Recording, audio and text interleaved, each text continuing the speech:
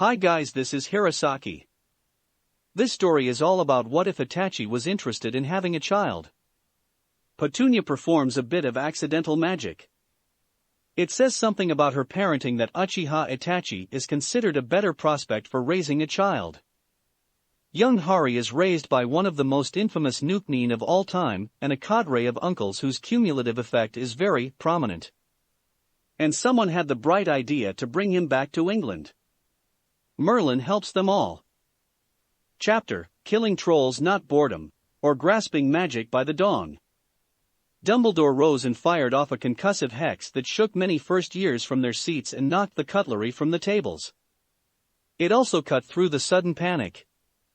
As tempting as it is to send the students to their common rooms, I suspect that sending 2 houses to the dungeon where the troll is might be bad. He smiled. So instead, the professors will be heading out hunting. He pointed at most of the senior staff, and they trooped off in groups of 2. If the rest of you would continue eating, there's no reason to worry. He sat down and proceeded to dig into a plate of ham and turkey with gusto. That could be a problem, murmured Hari. What? Pansy was looking at him with a certain growing dread that this was going to be bad. The troll has headed down the 2nd floor corridor. And? Well, the teachers are headed for the dungeon for the moment. Yes? There's a girls' bathroom on the 2nd floor. Okay. Granger appears to be inside it, sobbing. Still not seeing the problem here. Well, I figure it might be a good deed for the year if I keep her from dying. She annoys me, but if I killed everything that merely annoyed me. Hari rose. Who wants to come? His friends looked at each other. Daphne decided to answer for them. None of us. Seriously, she went on. We'll let Dumbledore, she ignored Pansy's pout, know that the troll is upstairs, so you'll have backup. We're not crazy, Hari. She turned to Pansy.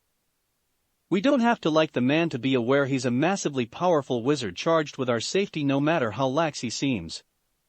Hari nodded. As unadventurous as it was, they were remarkably sensible civilians. Uncle Kakuzu told stories of ripping off heads of those civilians who decided to help. Fair enough. I'm not sure what backup I need, but He paused. I notice none of you are trying to dissuade me. Hari, said Blaze calmly, you're insane.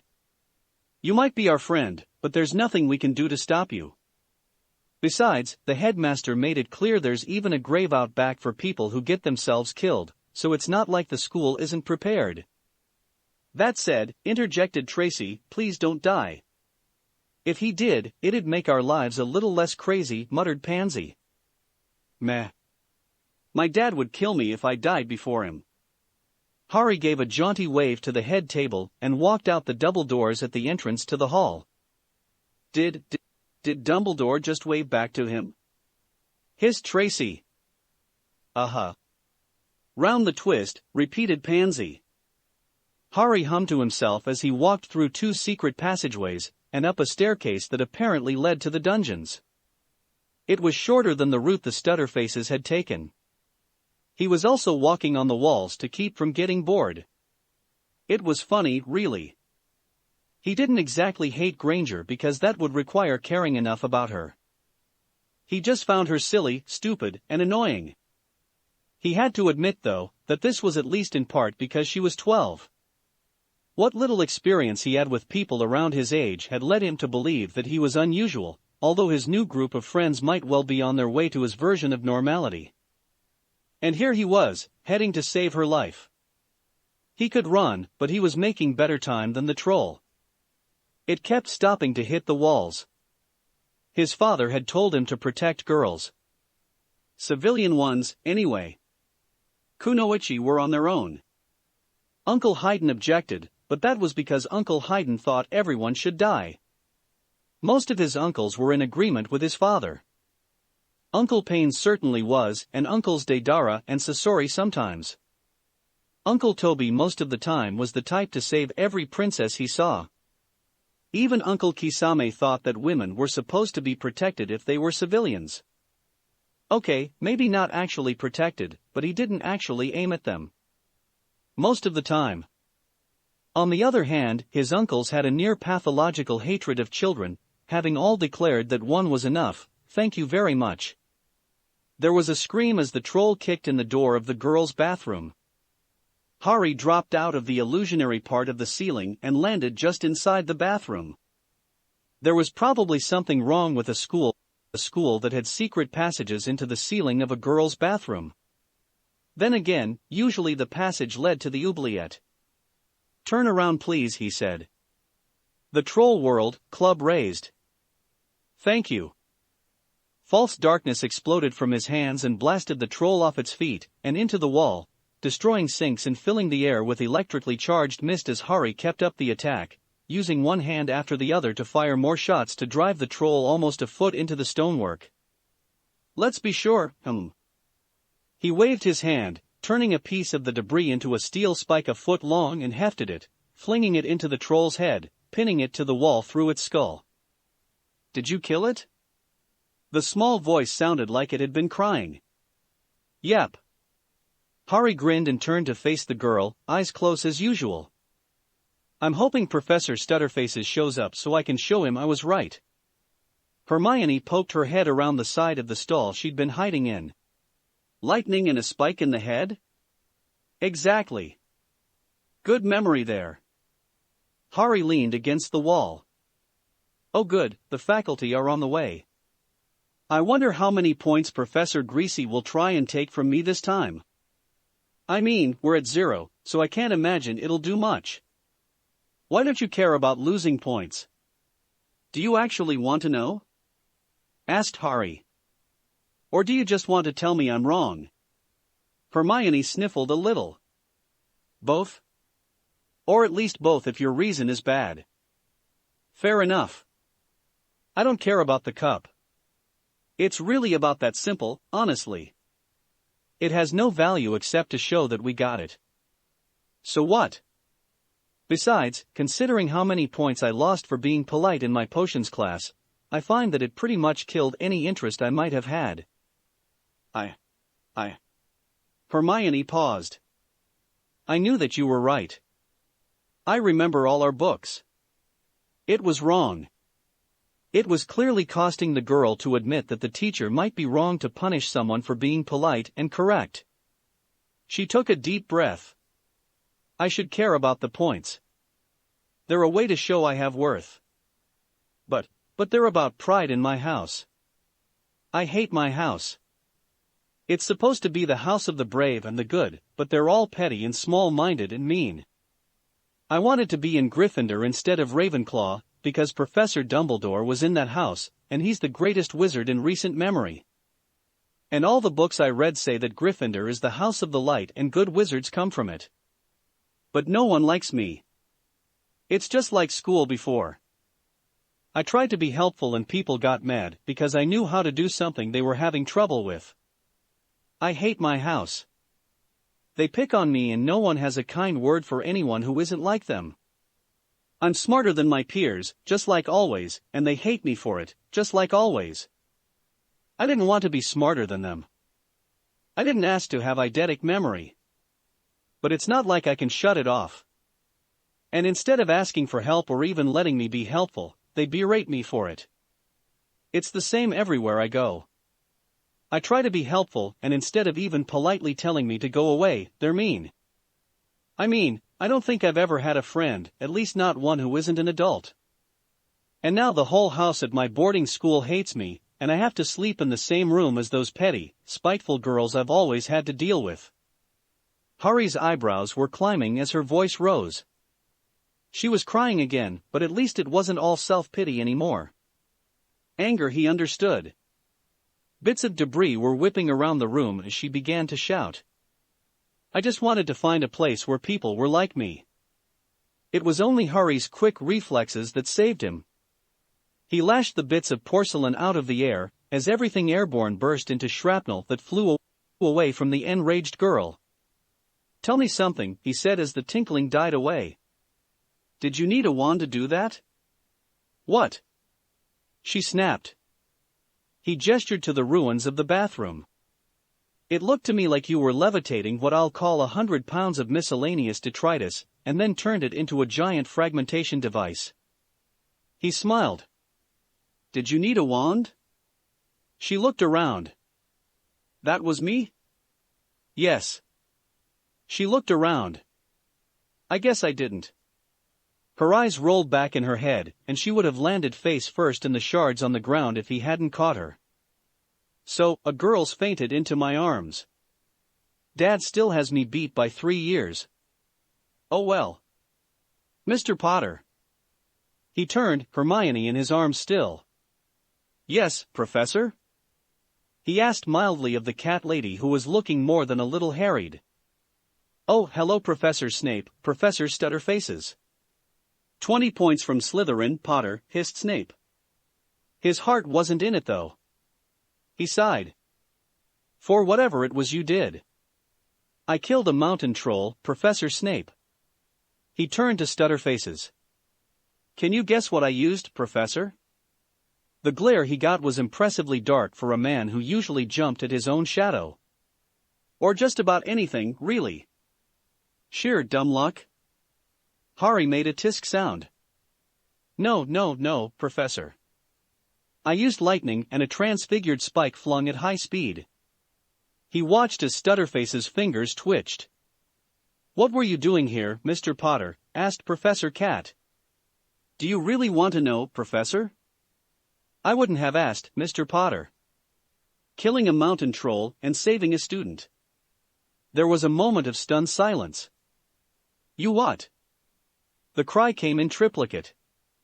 SHHH, he nodded down at Hermione. She's fainted.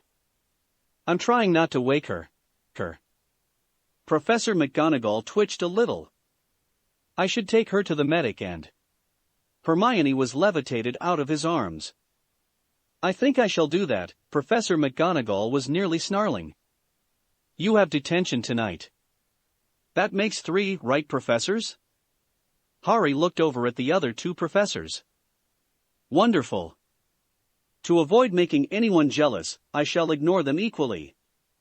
He crouched and leapt straight up, vanishing into the apparently solid stone of the ceiling. Did McGonagall looked at her colleagues. Did he just jump into the ceiling? I can't even be bothered to take points, grumbled Snape.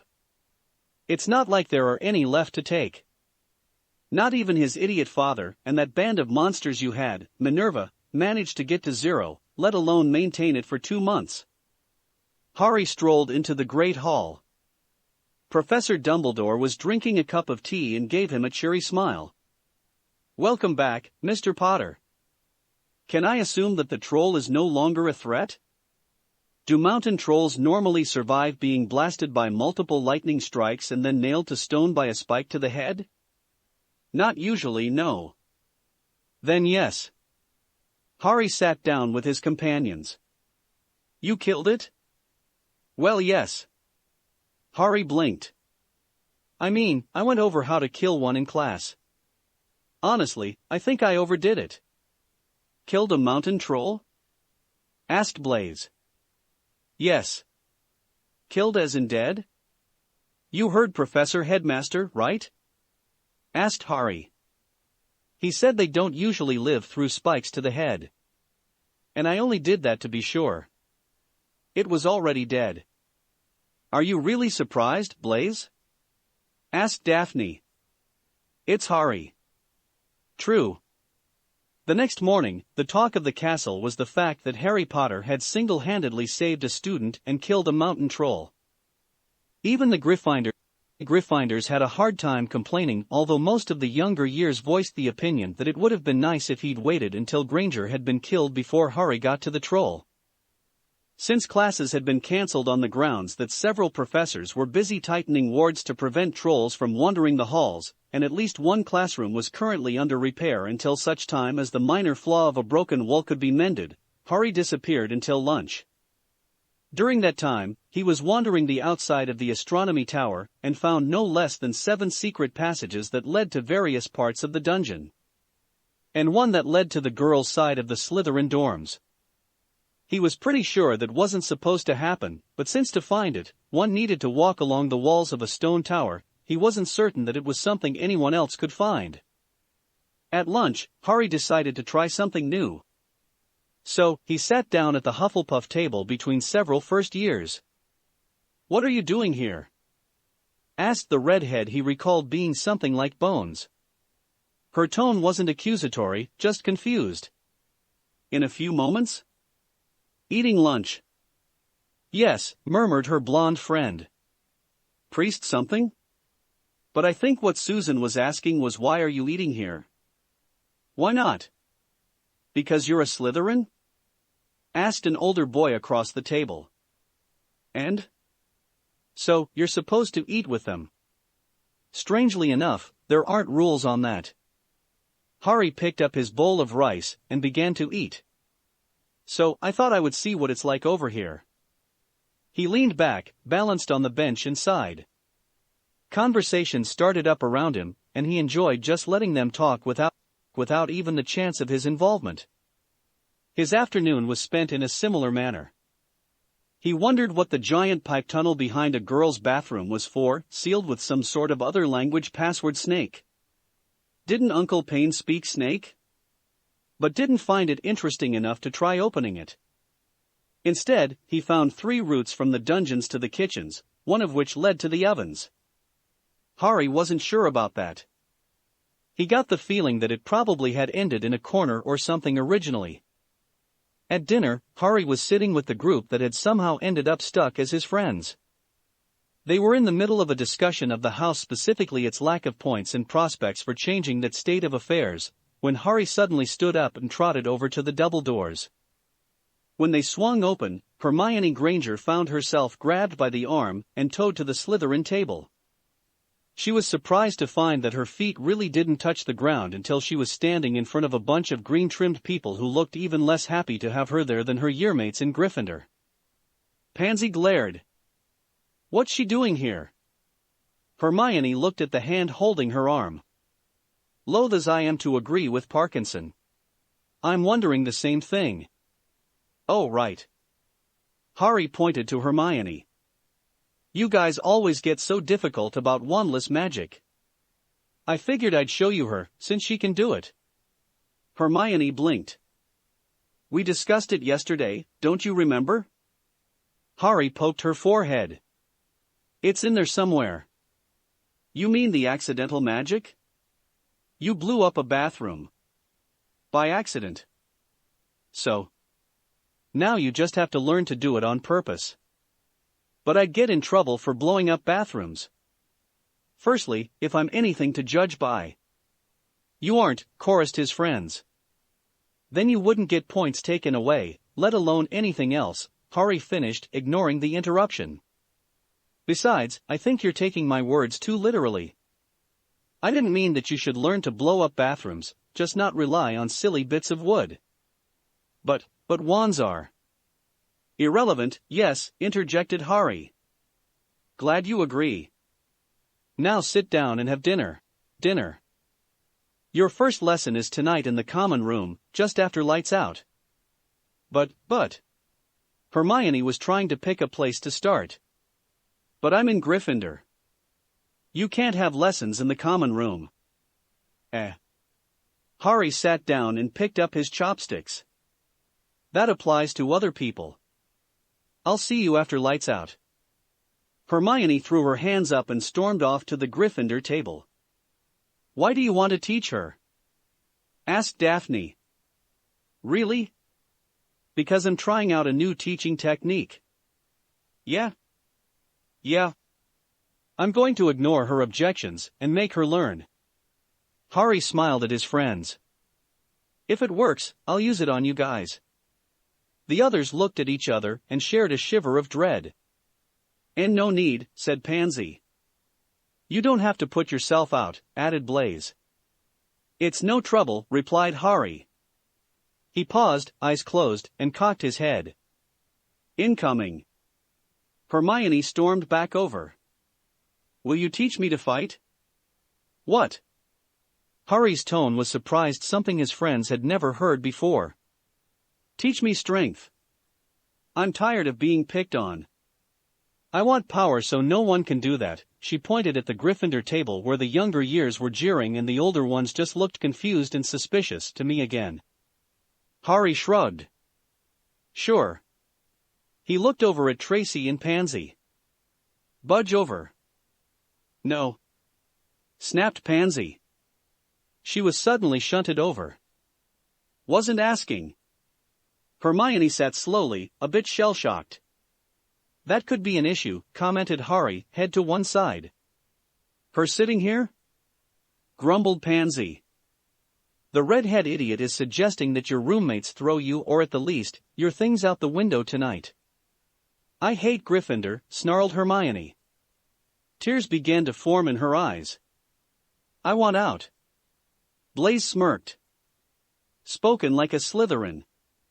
Harry snapped his fingers. That's an idea. What is? Blaise sounded wary. In answer, Harry waved his hand and the trim on Hermione's clothes shimmered, turning gold and red into silver and green. Welcome to Slytherin, Granger. Daphne blinked. I don't think you can do that. Hermione nodded through her stunned look. Is this going to turn into another of those arguments where you tell me I can't do something and I do it? No. Growled Hermione. But you really can't change someone's house. Once the Sorting Hat sorts someone, that's it.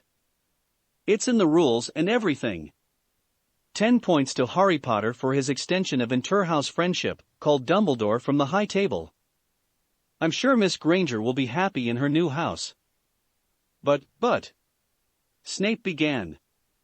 That's final, Severus, said Dumbledore. The house elves have already moved her things into the new dorm room. Snape grinned broadly. Maybe we'll actually have some points. He crowed. Or at least I'll have points to take from Potter. He began to dig into his food with greater enthusiasm as Minerva started to argue with Dumbledore to try and keep the single highest point scorer in her house. That didn't just happen, declared Hermione. It did, replied Pansy in a dark tone. An actual mudblood in the house. What is Hogwarts coming to? Its senses? Asked Tracy. She's top of our year, well, not counting Harry. But we don't count him for anything reasonable. You'll get used to it. Blaise took one of Hermione's hands from across the table and patted it. I have a feeling you're getting sucked into Harry's orbit. Reality has only a vague relationship with him, and we're on the outskirts of it. So, lessons tonight, said Harry. Schoolwork can wait. No, it can't. Wasn't a request. You're being awfully bossy today, commented Daphne. Normally I don't care enough. But I'm going to be teaching Granger wandless magic. He looked over at Hermione. Once I break you of your habit of thinking books are all-knowing. Hermione woke in her unfamiliar bed to Harry's face 2 inches from hers. Her shriek was muffled by his hand. It took her a minute to get her bearings and realize she was in her new bed in her new room in her new house, courtesy of Harry Potter. For some reason, his housemates all called him Harry if they called him anything other than muttered complaints. Common room in 2 minutes, he ordered. Then he was gone. She decided it was a bad dream and rolled over. 2 minutes later, her ankle was locked in a vice grip and she was dragged from her bed, down a hall, and into the Slytherin common room. She came to a halt, face stinging from its travel over a carpet, a stone corridor and another carpet. Up we get. Harry's voice was amused. Hermione sat up, clutching her nightclothes around her. Am I going to find myself being mocked? She growled. Nah. Harry was seated on the ground by the warm embers of the fire. But you will be learning. He held up her wand.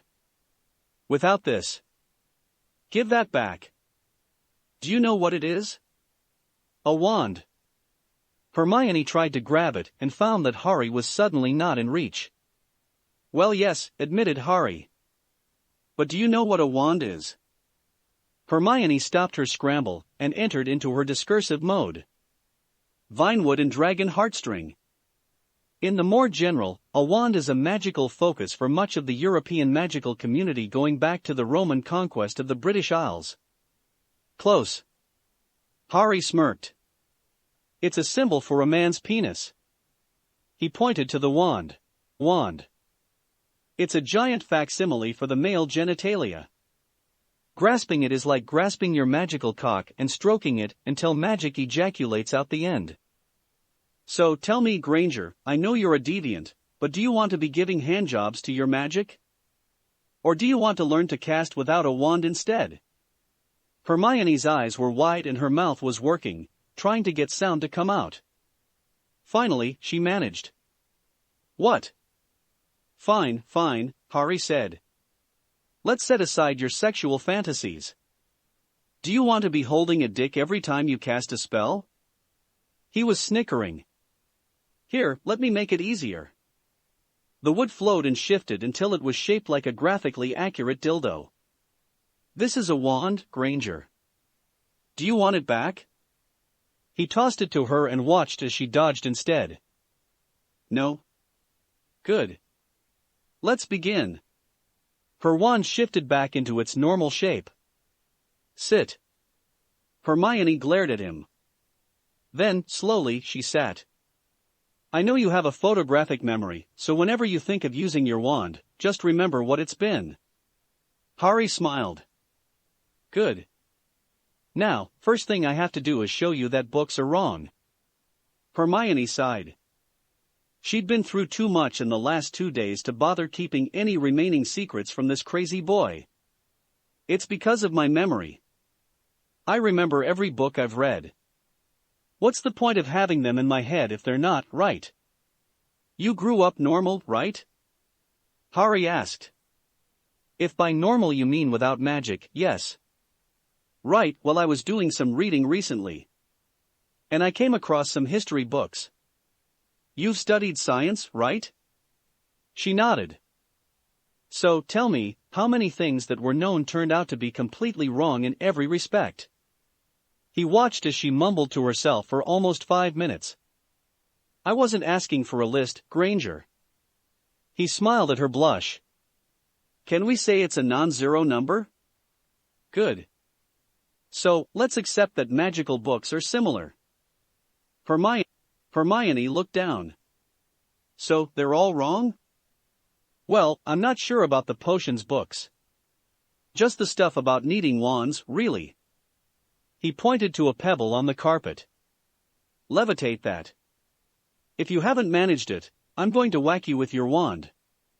He smirked at her shudder. Good. Begin. Chapter 7, Maybe the troll would have been easier. It was the strangest week of Hermione's life so far. That included the week in which she found out that she was a witch and went shopping in a district that was still cobbled and had a bank run by goblins. In spite of the strangeness of Hogwarts in general, somehow Harry Potter managed to outstrip it all.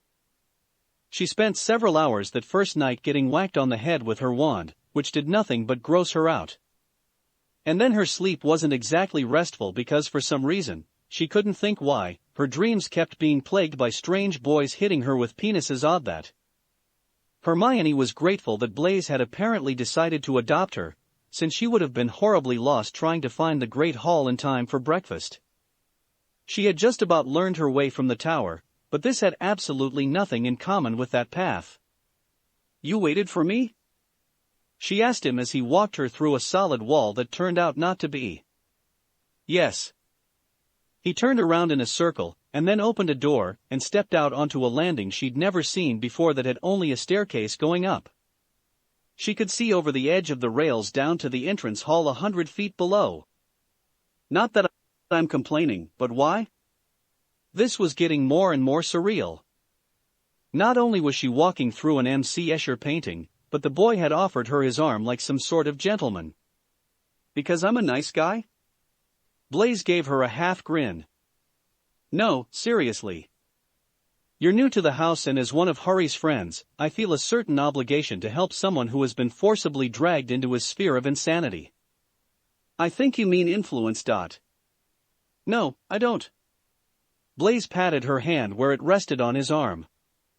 You're going to have to get used to the fact that the boy who is sort of in charge of Slytherin instead of Daphne, if he bothered, or even knew, has a certain warping aspect. Things don't work quite right around him.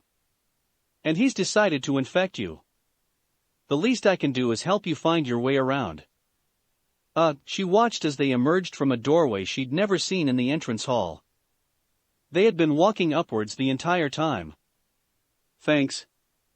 Besides, he added, my mother would kill me if I were anything less than a gentleman to a young lady. His smile was as close to roguish as an 11-year-old could manage, white teeth flashing in the dark tan of his face. He gave a half-bow and opened the door for her. Hermione found herself blushing slightly for no reason as he ushered her to a seat in the clique. Good morning, student, offered Harry. He hadn't looked up from his bowl. I trust you are ready to tackle the day without using a penis? What? Snapped Pansy. Do you really want to know?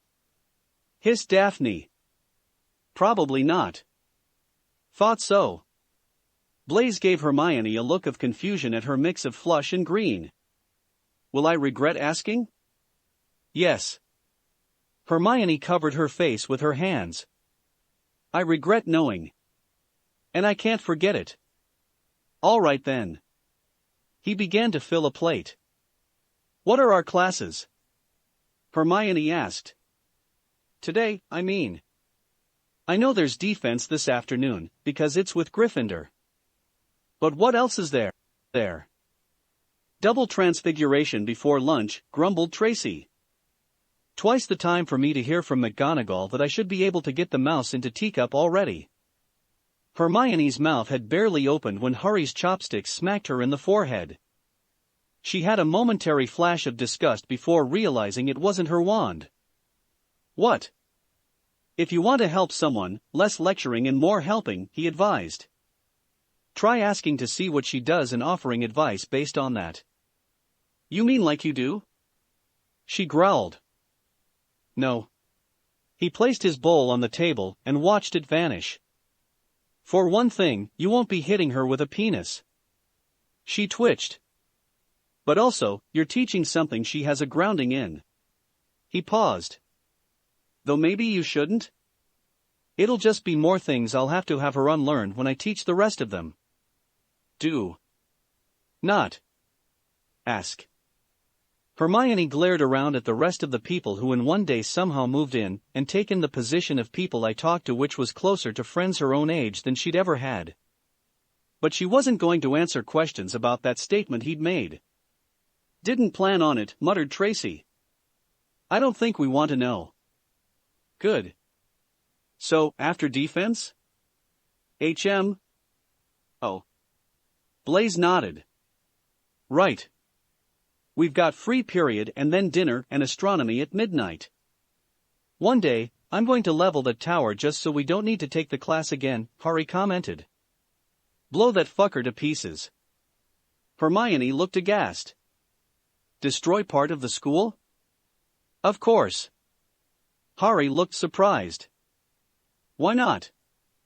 Anyway, he suddenly grew more serious, we need to break you of thinking that things like that are important.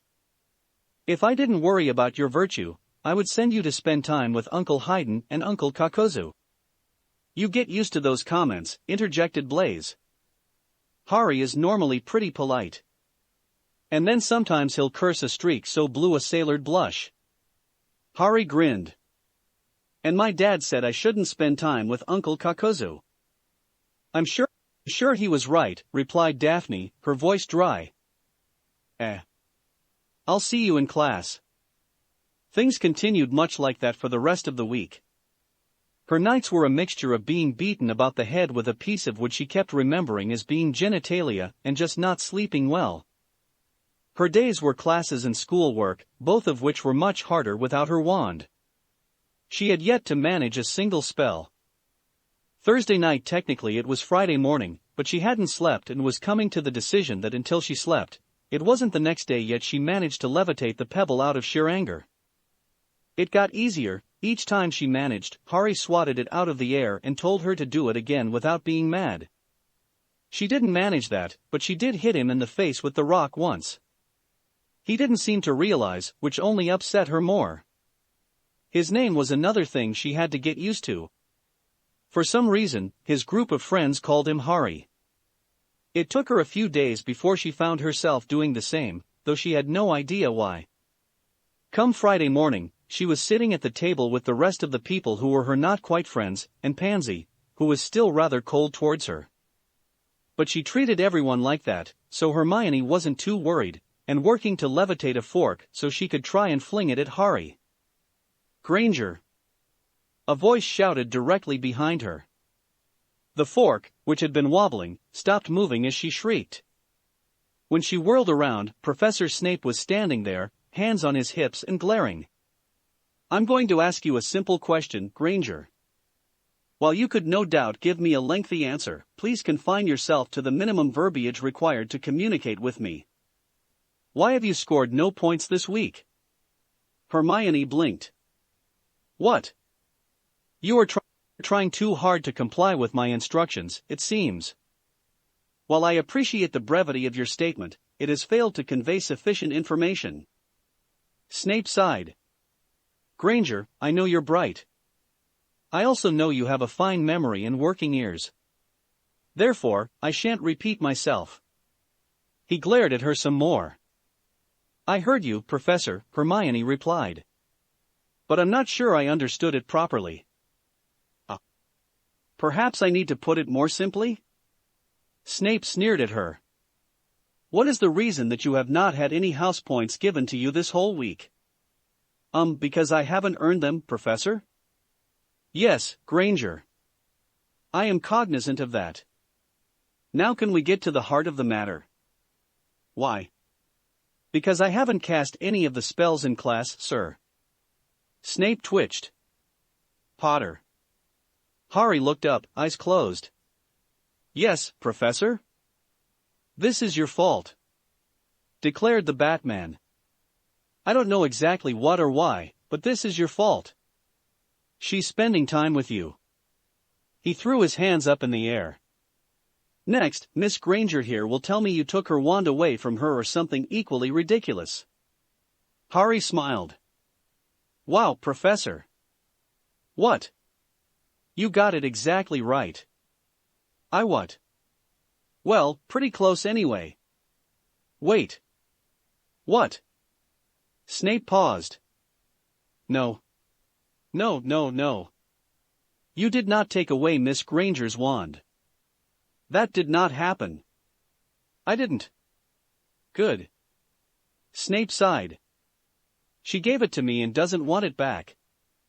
Snape let out a scream of anger and whirled to look at Hermione again.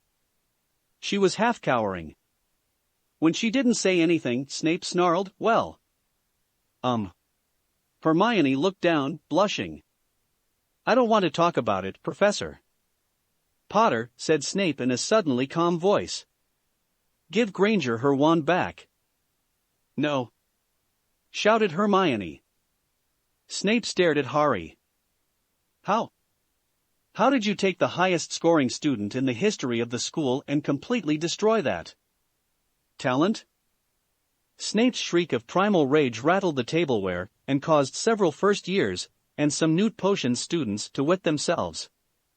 He threw his hands up in the air, then turned away and stomped out of the hall. Hermione glared at Harry. "Did you just make me a major aspect of a professor's meltdown?" "Nah," Harry waved a hand dismissively. "He's just upset. He hasn't tried to kill anyone, so he's not at meltdown level yet." He shrugged.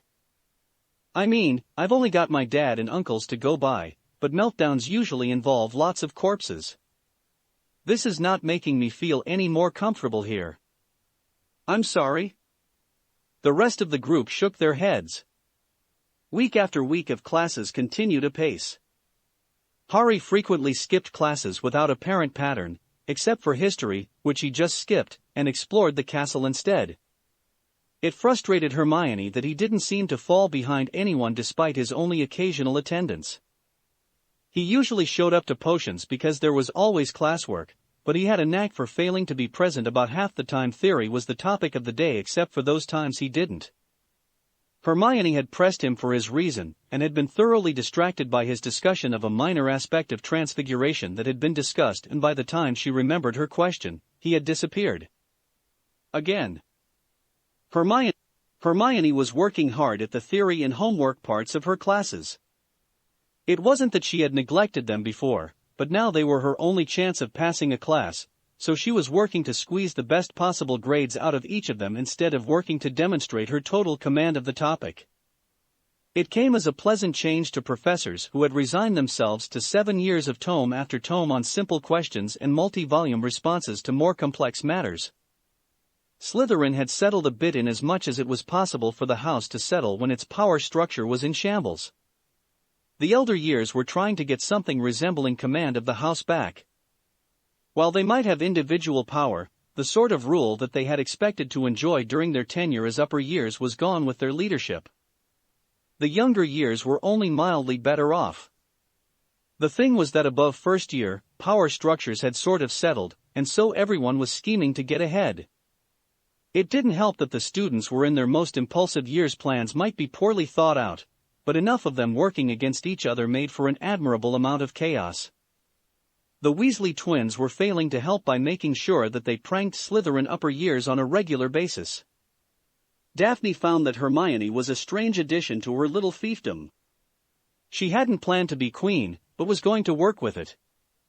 The newest addition to Harry's orbit had an independent streak, but was uninterested in power. The combination meant that while she didn't fit into the model of a Slytherin house, she also was pretty much removed from the possibility of involvement. Plus, Harry was slowly teaching her how to teach, and Daphne was glad of Hermione's memory and sharp mind to help understand their classes. Blaise had continued his interactions with Hermione as they had been. He was courteous, gentlemanly, and mildly roguish. The overall result was a gallant young man who flirted outrageously. Technically it wasn't flirting yet, but he was practicing to improve his skill for when it would be. He apparently had made a sort of game of seeing if he could get Hermione to blush at least once a day, only sometimes by embarrassment. So, Christmas is next week. Pansy had somehow found that she had the duty of introducing topics to Harry when they needed to be. Holidays, for example, were a complete mystery to him. Harry didn't look up, but made a go-on motion with his chopsticks. "I think all of us are going home to our families," prompted Pansy. Again, only a motion. "And while we may have become fond of you, against our better judgment, our parents might not be so happy to see you." Another motion. "And Hermione said that she would invite you, but she's going to be going to her grandparents' house, and they won't be ready to deal with something like you." Motion. "What Pansy is trying to get through to you, Harry," said Millicent, fed up, "is that we will all be going home. You will not be coming with us. We are making sure you understand that. And that you will not be upset or surprised." "Oh." Harry paused in his eating. "All right then. You could sound a little upset." Tracy pouted. "I could do many things." Harry finished his meal and set his bowl down to let it vanish. "Whatever," grumbled Pansy. "He's informed." "Will you be going home for the holidays?" asked Hermione. "I don't think anyone brought it up." "Nah. We don't celebrate Christmas." "Technically, we don't either," pointed out Daphne. "The Muggleborn do, true, but most wizard families stick with Yule or something similar." "But we do the tree and gifts thing," noted Tracy. "Well, yes," Millicent replied. "They're fun." "Gifts? Gifts?" asked Harry. "Traditionally, gifts are exchanged," said Hermione. Harry nodded. "All right then. Hello, Professor." Snape had walked up behind Harry. He closed his eyes and counted to 10. "Potter," he began. "Please fill out the form required to visit your family over the upcoming break." "No thank you, Professor." Snape sighed. He had already begun to resign himself to having Potter around for what was usually a peaceful period in the chaotic year. The fact that this was no doubt penance for his many bad deeds did not in any way make it better. All right. He turned and walked off. He did, however, take 40 points from a first-year Hufflepuff for being too happy. It wasn't his best work, but when she burst into tears, it made him feel a little less like he wanted to strangle someone. "Goodbye, Harry," said Hermione. "Continue your exercises," he instructed as he watched the first-year Slytherins board the train. "I expect progress when you return." "How do I progress?" snapped Hermione. "By going forward?" Harry absently backed away from her random swipe with a book and returned to the castle. Chapter 8, Christmas and Gifts. Harry woke to an interesting discovery Christmas morning. The feast the night before had been pleasant enough, with food that he could stand. At least the sweets had been edible. But this morning he found a pile of packages at the foot of his bed, which had yet to be repaired after the earlier incident. He had felt the elves in his room. After the first week or so, one of the elves had approached him normally, that is to say, on foot, and explained the concept of a house elf to him. It had taken time to adjust to not attacking them, but he managed to avoid actually killing any of them, and the rest insisted that it was still better than what most masters would do because they were excessively bored. The packages near his bed did not surprise him too much. He had people who were pretty close to friends, and that meant that they were probably getting him presents for Christmas. He would have to find a way to get them things. What was more surprising was the package at his feet on the ceiling. He shrugged and detached the object, dropping down to the floor, and slowly opening his presents. Mostly it was a collection of magical things from the Far East. It was nice to see that Millicent had found him a proper tea set. It went well with the green tea Pansy had gotten him. Tracy had sent something she called a no mask that apparently could disguise someone's face. It looked like an ANBU mask, but without detail. She said it came from a curio shop. From Daphne came a hand of glory mounted in a paper lantern. Her note said that if he was going to wander around after hours, she might as well make sure he got back in one piece. Blaze's gift contained a small, porcelain figurine of a cat that gleamed with magic in Harry's sight. Supposedly, it was enchanted with mild luck magic. He was unsurprised to find that Hermione had sent him a variety of books on magic in languages he didn't know. He resolved to look into fixing that, since she did know books, even if she obsessed a bit. There was also a small gift from Professor McGonagall containing a few pieces of chocolate, and the mentioning that she was glad to see that he was following in his father's footsteps as a prodigy in transfiguration, although she wished he might not have inherited the hell-raising aspect. Harry wondered how his father could do transfiguration, although he was very good at raising hell. And Professor Snape had sent him a miniature hourglass filled with green stones. The note said please. That left the package that said something about his father leaving it in possession or something. It was signed, totally not Albus Percival Wulfric Brian Dumbledore. And then, P.S. This is definitely not an invisibility cloak. Followed by, P.P.S. Big wink. Harry opened the package, and had the strange sensation of seeing an object that he could in no way see through, and at the same time didn't see at all. Even the impenetrable parts of the castle had a vaguely see-through quality to them. This also gave off no magic at all. Harry decided that only Professor Beard would sign something like that and put the cloak on. 10 minutes later, he finally stopped the evil laugh he learned from Uncle Kisame. Barely. Breakfast was different Christmas morning. The key change was that there was only one table, deference to the fact that most of the students had gone home for the holidays. As such, Harry found he was sitting at a large table, listening to the grumbling of the red-headed moron complaining about having to eat with an evil snake. Professor Snape seemed equally pleased, although he apparently enjoyed taking a steady stream of points from the boy for his comments. Gred and Forge were playing with crackers, searching for some sort of prize.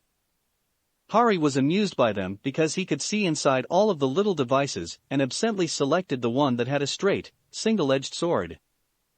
There was a look of abject terror on Snape's face when it popped out that was quickly subsumed by a look of pure resignation.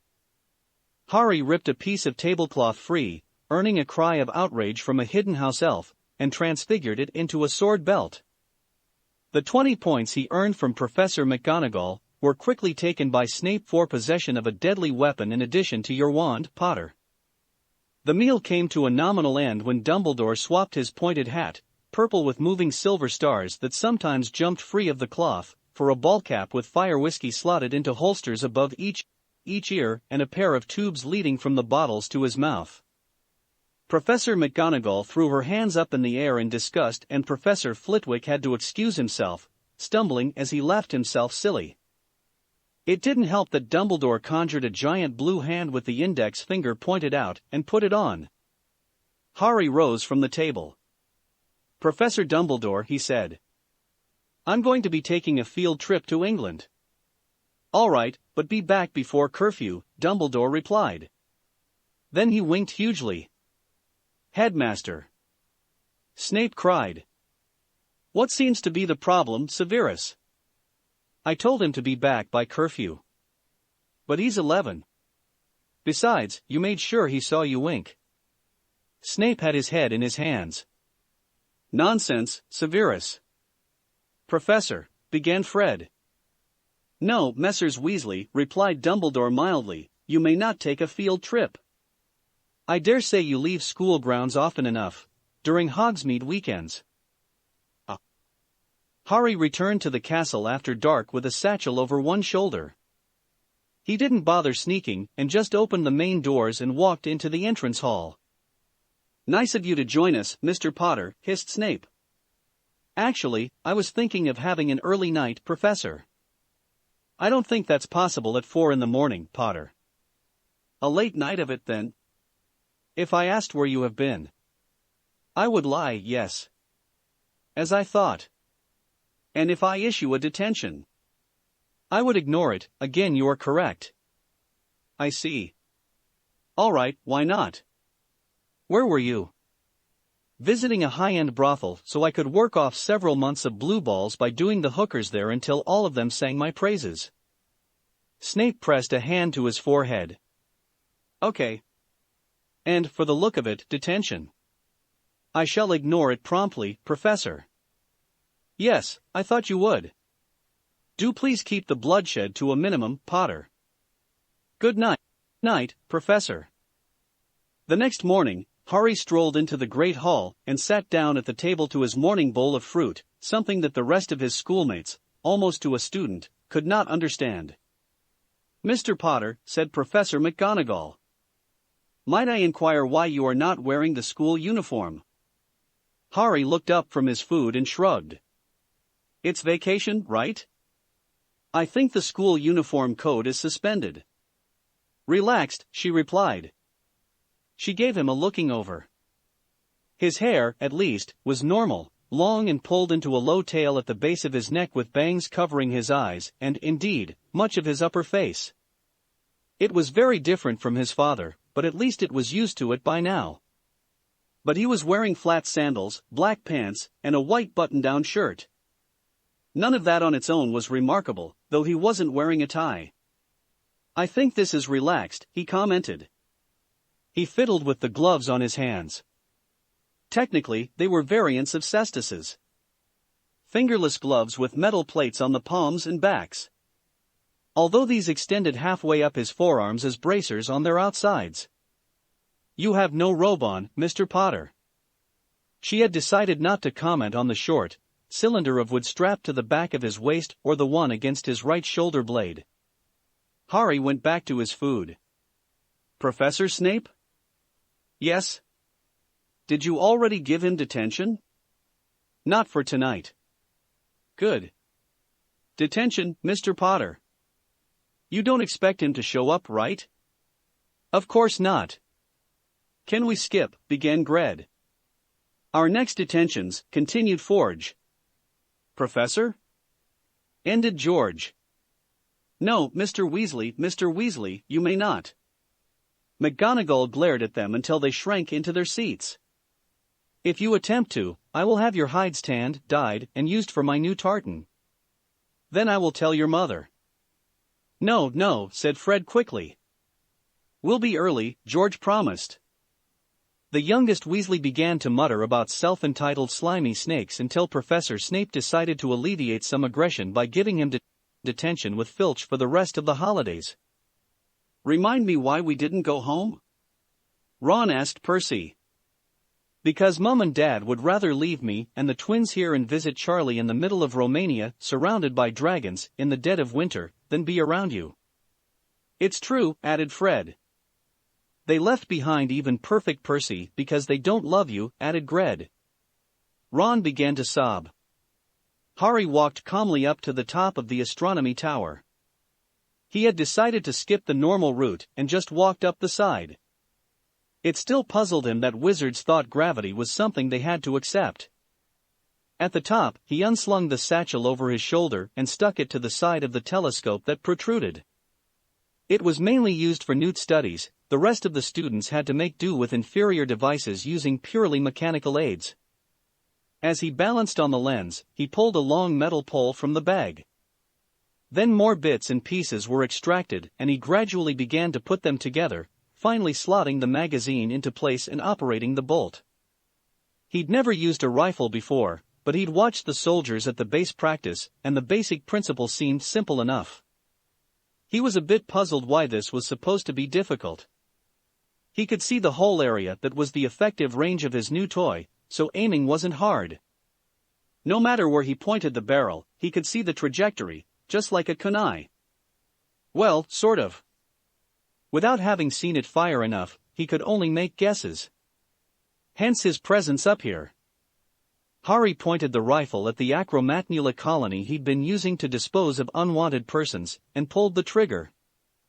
If he hadn't fought Uncle Kakuzu in a melee, the kick of the gun would have knocked him over. He was trying to understand raising it to his shoulder when he could aim from his hip just as easily. Instead, the kick didn't even move the weapon.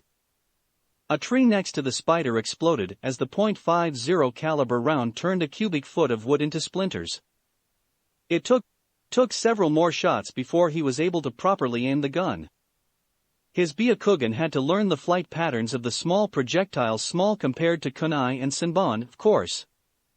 He had to swap out for a new magazine before he was reliably hitting his targets. A few dead acromantula weren't going to make a dent in the forest population. He was planning to go down and explore the castle a bit before sealing, but before he could leave for sleep, he spotted a cloaked figure come out of a hole in the ground at the edge of his Byakugan's perception, deep in the forest. 5 minutes of watching later was enough to confirm that this person was not a good one.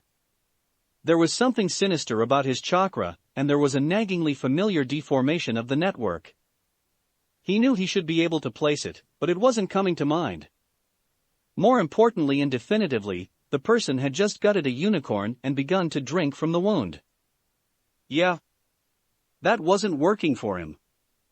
The barrel swung around and then a bullet flew into the forest, slamming the cloaked figure to the ground, spraying the dead magical horse with gore and shredded organs. Then the figure scuttled for the hole it had emerged from, missing most of its chest cavity. Another round destroyed its left leg at the hip before it was gone into the tunnel. Harry disassembled the weapon and tucked it away before jumping to the ground. 2 days later, Harry had expended all his stolen ammunition and decided that he would most definitely not be introducing these to Ninja. It took all the skill out of it, and the range it was capable of was just disgusting. If Ninja could strike from those distances, no one would be able to do anything but hide in bunkers. That didn't mean he wasn't going to make use of it for himself. When needed. If he found something too dangerous to hurt properly. Besides, the gun wasn't as much fun. Once again, he had informed the headmaster that he would be taking a field trip for the day, and been given only a cursory punishment by Professor Snape. It had been a profitable adventure too. Well, he'd found lots of fun toys anyway. While he was out, he went shopping.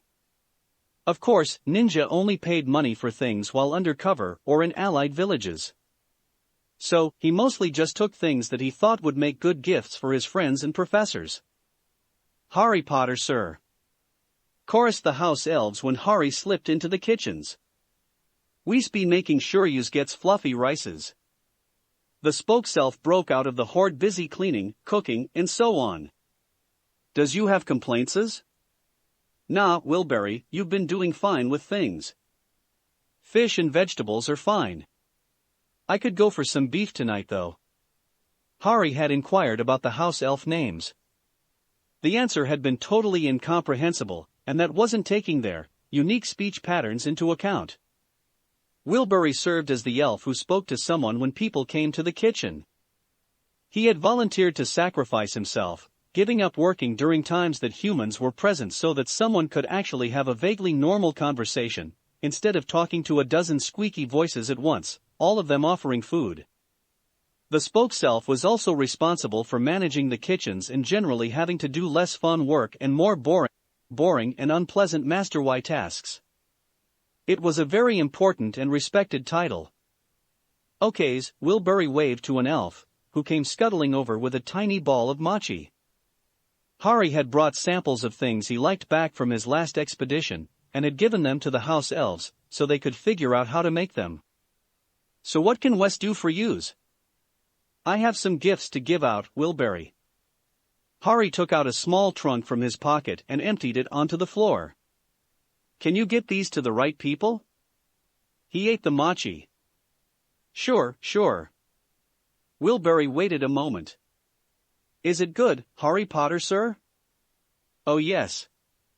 You continue to outdo yourselves down here. Harry gave the elves a wave and strolled up the wall, and into one of the secret passages in the ceiling. This one went to a corridor on the second floor, on the other side of the castle. In theory, it passed through the Great Hall. It didn't. Professor Snape woke up and looked at the small package on the blankets over his feet. He didn't often get many presents for Christmas. Most of the people he'd been close to were either dead, Lily, or not people he really wished to remain friends with, everyone else. He usually got a small something from Dumbledore, and Minerva could be relied on to provide him with a bottle of something strong enough to ease the pain of working with children after the break. That was about it, really. It was sad that his Christmas gifts were from a mentor and a coworker, but of all the sad things in his life, it was one he'd rather earned. So what was this? It was barely the size of his fist, wrapped in the generic paper that the house elves used when someone just left gifts out. It was addressed in house elf handwriting as well. It was one of those silly, giant tags on a piece of string hanging from the bow. He undid the bow and opened the box. Inside was a small note. Professor Snape, he knew that handwriting. It was Potter's. I realized that you got me something for this Christmas thing, and I didn't do the same. I felt bad about it, so I thought while I was out of the castle, doing whatever it was I wanted to, that I could at least stop off and get you a little something. Under the note was a bezoar. Under that was a receipt from an apothecary in Diagon Alley, with the name of the store circled in green ink. Well played, Potter. Professor McGonagall woke up to find a small box on her nightstand, wrapped in house elf wrapping. She'd gotten gifts from everyone she'd been expecting to get something from already, so who was this? Inside the box was a note. Professor McGonagall, I realize I have been making life rather hard for you recently. Since I was out of the castle anyways, I thought I could get you a little something to make up for it. I hope this helps you relax a bit. Under the note was a small, toy mouse that smelled of catnip. Her eye twitched.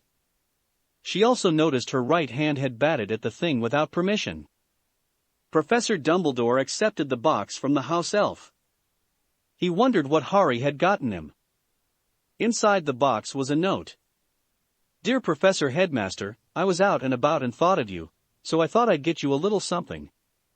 Under the note was a small bag of lemon drops. When Dumbledore appended it into his candy dish, his desk was lost in a sea of Muggle candies of various types. The elderly wizard blinked back tears. It was the sweetest gift anyone had ever gotten for him. Professor Sutterface's opened one bleary eye. He was still missing most of his chest cavity after something had happened to him while out in the woods. His master was thankfully as stumped as him about what had done this, or he would be in even more pain than this. He had been too injured to go to Madame Pomfrey. she would have asked questions that he couldn't answer. Especially when she found unicorn blood in his system. He'd had to buy potions by Owl from cellars in Leith Alley, a place known for its pharmacon specialists. Healing was slow going.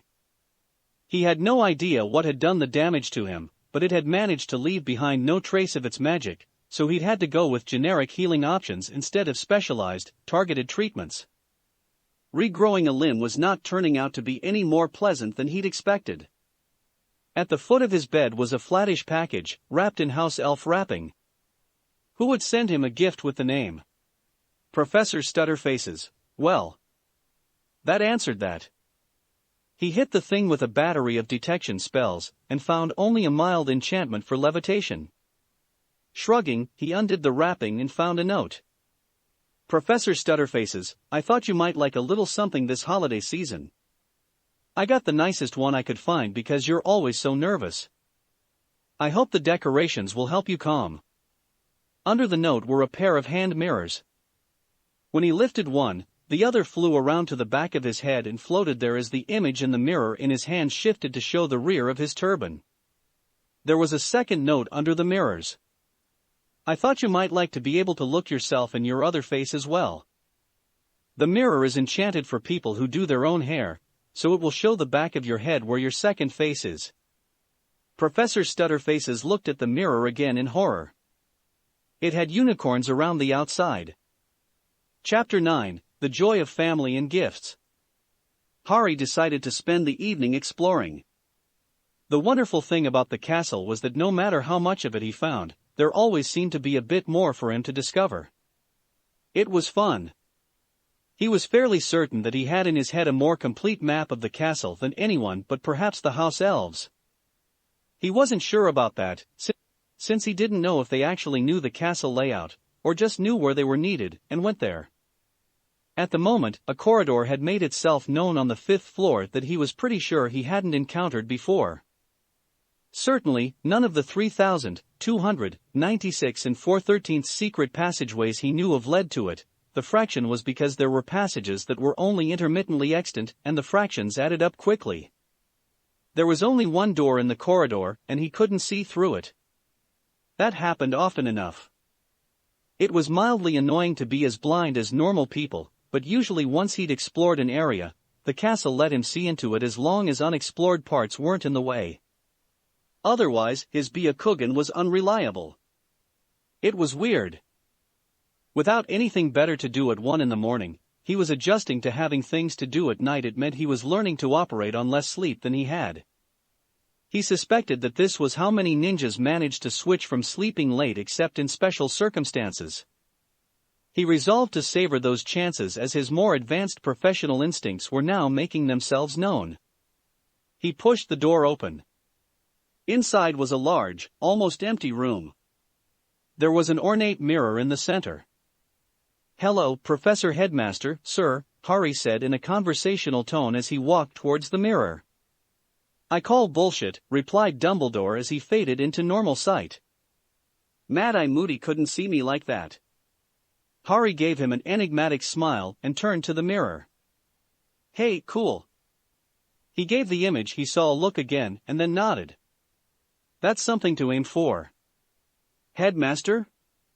Does the magical world have a way to give someone a third eye?" "What?" Dumbledore blinked for a moment. "Oh. Yes. I suppose it could be done. You'd want a skilled medical mage to do the job, and it would be expensive, but it can be done." "Sweet. Now I just need to figure out how to make another of Uncle Payne's eyes. Might I ask what you saw? In the mirror that shows not my face, but my heart's desire?" "Sure. I saw my dad saying he was proud of me surpassing him completely. And I had a third eye with Uncle Payne's samsara eye. So, you know what the Mirror of Eris does?" "Well, I can make a guess or two." "It does rather explain itself, doesn't it?" "Yeah. Just one question, does it tell the future?" "No, Harry, it just shows you what you'd like to see." "Powerful genjutsu then." He nodded. "Devious trap, that." Dumbledore's twitch went by him as he looked over the mirror. I think I can see some of how it works written into the edging. Not enough though. I really need to study magic writing, or whatever it's called. Runes. Dumbledore was perfectly happy to get away from the trap thing. Right. Well, it's an interesting mirror. I'll aim for what I saw, of course. But I guess that's what I'd been planning before. Good morning, then, Harry. By the way, thank you for your gift. It was lovely. Not a problem, Professor Headmaster, sir. Slightly more than a week of exploring had failed to net a single interesting thing. Beyond the usual contents of the castle, of course. Lots of passages everywhere, for one thing. He'd found a cup with a cross on it in a back room. The thing had nearly blinded him with its magical aura before he managed to tone down his sight a bit. He'd left it where it was, next to a gem-hilted sword. He had also found a room with a rather nice bed and, carved into the wood frame in inch-high letters, Padfoot and prongs and tick marks under each. The room looked like it hadn't seen use in around 20 years, judging from the slight fading of the colors in the fabric. Dust was a useless measurement when house elves were in the area. The castle had failed, however, to yield anything trying to kill him. Moving staircases didn't count. He'd even found one staircase that would move to catch falling students. He was fairly certain that hitting marble at falling speeds wouldn't actually be better than doing so a second or two later, but perhaps he was missing something. It had come as an unpleasant shock when he jumped from a banister and discovered a staircase swooping under him without warning. Speaking of without warning, Harry found himself accosted by Dumbledore on his way to breakfast one morning. The old man was smiling broadly as he intercepted Harry and walked with him into the Great Hall. I wanted to commend you, Harry, he commented as they made for the table. Oh? Oh yes. You looked once at the mirror of Ariste and turned away. And? Many haven't managed that. Men have wasted away in front of it, trapped by their own desires. The man gave a twinkle at him and went to his seat. Harry mused on the oddness of the encounter as he sat and served himself fruit from the platter in front of him. He absently took a bite of melon. Where's Professor Stutterfaces? I believe Professor Stutterfaces is in convalescence, Dumbledore replied across the empty table. He reported that he had gone on a short trip during the holidays and encountered some sort of unpleasant magic, the nature of which means he can't be attended to by our resident Medowitch. At Harry's blank look, he went on. He's recovering in his rooms after being nastily cursed, and is possibly dangerous to those around him until he's better. Indeed. Dumbledore waved as McGonagall came into the hall and joined them. Minerva. Harry looked up as several professors entered and began to dine. He focused on his food for a time. Madame Pomfrey? He asked suddenly. Since he was also now directly beside her, she gave a little scream and threw the jam across the table, where it struck Gred in the forehead. He clutched at his skull and screamed theatrically as red goo dripped down his face. Can I ask you a question? In the background, George was asking, are you all right, brother? Don't head towards the light. Perhaps, Mr. Potter. The nurse tried to smile after her scare. It was a bit shaky with adrenaline. Does the magical world do much in the way of transplants? Of what? Me leg. I can't feel me leg. Oh. Not many, really. We can reattach things if they're not too badly damaged, and it's soon enough. But what about implantation of organs? Honestly, Mr. Weasley, it hit your head. What could possibly be the matter with your limbs? Not really. Well, there are extreme cases. Mad-Eye Moody comes to mind. The man had a magical device implanted in his eye socket. Harry perked up. The pain. I'm dying. Tell Mom I love her. Yeah? What about actual eyes? Someone get a healer. A piece of toast was being used to wipe up the jam. Aside from some rituals that can grow new ones in odd places, no. Though we can regrow someone's own eye and implant that. But Professor, I was just having a bit of fun. So, in theory, it would be possible to use someone else's eye? Minerva, it was rather entertaining. Don't you think you're being a bit hard on them? I suppose. I replace enough eyes during the year. No, Albus, I do not. It was juvenile and pointless. But when I can regrow someone's own eye, why would I want to use someone else's? But if someone asked you to, you could. You don't think Severus's issuance of detentions cleaning first-year cauldrons is sufficient? I suppose I could. Could someone pass the marmalade? Wonderful. No, Mr. Weasley, they cannot. I do not wish to learn what you intend to do with it. Harry had taken up residence in the library. Despite being able to, in theory, read all the books at once, there were several things preventing it. The simplest was just that reading magical texts was not as simple as seeing the characters. There were added dimensions to the task. Added on to that was the fact that there were some books he couldn't see into at the moment. And the books he could only read every 10th minute for 6 seconds. And the one that only opened at midnight. Just from that restriction, half the library at the least was closed to him without further effort. The biggest obstacle to the task, though, was that there were few limits to the perceptive qualities of the Byakugan, but reading libraries simply surpassed its ability to perceive everything at once. While the words might flit by, there was no real comprehension, so much as a vague memory.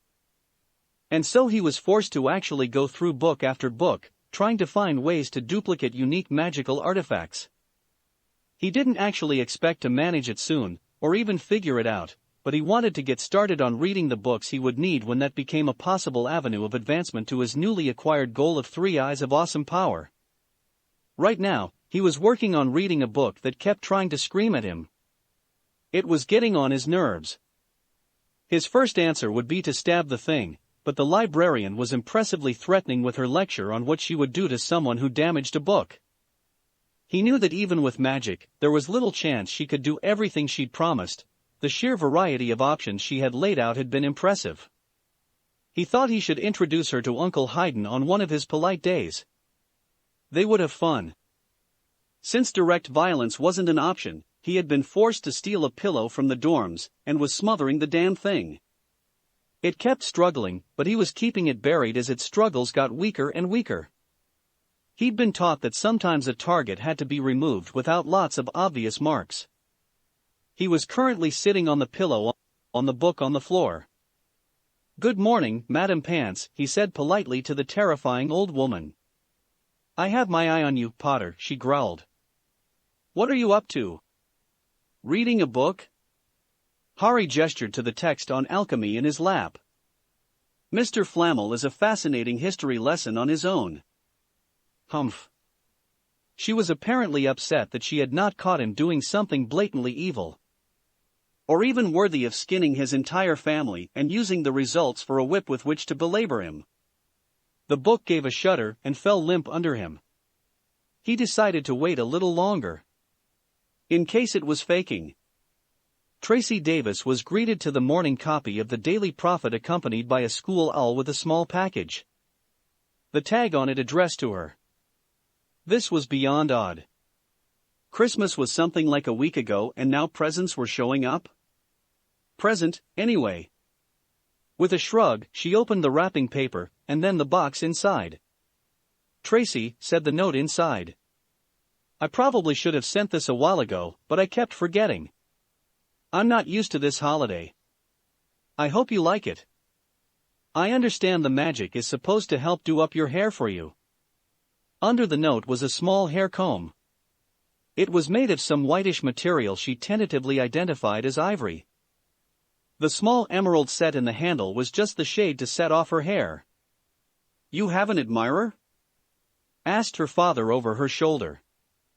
She flushed and whirled around. "No." Remarkably strong denial. How does he do this even from a distance? Millicent found a package sitting on the rough-hewn table in her kitchen. The address to her was surprising. Why would anyone send a package this far after Christmas? Granted, her family didn't celebrate Christmas at all, favoring Saturnalia, but presents were a tradition everyone enjoyed. Since they were stealing the presents from the holiday, her family usually handled them at that time. The note inside shed only a bit of light. Millicent, I know I should have sent this sooner, but I'm not used to this Christmas thing, so I'm glad I just remembered it all. I don't know if you'll like this, but you sometimes look like you really want a pair. Under the note were a set of brass knuckles. Ah, cooed her mother from behind her. It always struck Millicent that it was incredibly unfair that her mother was fine-boned and lithe, and she had to take after her father. The man was large and brutish and had troll blood that apparently bred true. Such a sweet gift. That was the other thing about her family. Her father was a gentleman who wouldn't hurt a fly if it were trying to kill him. Her mother, on the other hand, had married her father because he was the only male in history, her father included, not to provoke the woman into a violent rage. Before their marriage, she had been known for turning down gentlemen suitors, whose only mistake was asking if she wanted to dance by kicking them so hard that their testicles popped out their mouths. Is it from a boy? On the upside, Millicent mused, unlike most families, the response she had was totally acceptable. She punched her mother in the jaw with her new gift. Daphne Greengrass had the unpleasant experience of learning that she had a gift from her little sister. She loved the girl, but she was 2 years younger than her and infuriatingly chipper. Where Daphne had inherited her mother's black hair and her father's dry outlook on life, her sister had gotten her father's golden blonde hair and her mother's cheerful disposition. Daphne. The worst part was she was being informed while in bed, trying to sleep. You have a package. A what?